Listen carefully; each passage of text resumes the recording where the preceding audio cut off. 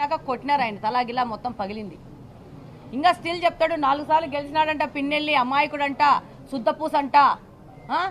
ఈ శుద్ధపూసను చూడడానికి ఈ పెద్ద శుద్ధపూస పోయింది అక్కడికి. అది మనము గమనించాలా. మీరు కూడా ఇలాంటి వాస్తవాలని ఆయన వైపు నుంచి ప్రచురించడం చేయకుండా ప్రజల వైపు నుంచి ప్రచురించడం చేస్తే మంచిగా ఉంటుంది. ఏ సమస్యలు కార్పొరేషన్ కమిషన్ వారి దృష్టికి తీసుకుపోవాలనే దాని మీద మేము కూడా పర్సనల్గా కొన్ని అంశాలను వారి దృష్టికి తీసుకుపోవడం జరిగింది. ముఖ్యంగా దాంట్లో దండు ప్రాంతంలో శ్మశానము, అలాగనే వైఎస్ఆర్ కాలనీలో 18 సంవత్సరాల క్రితం ఏర్పడింది.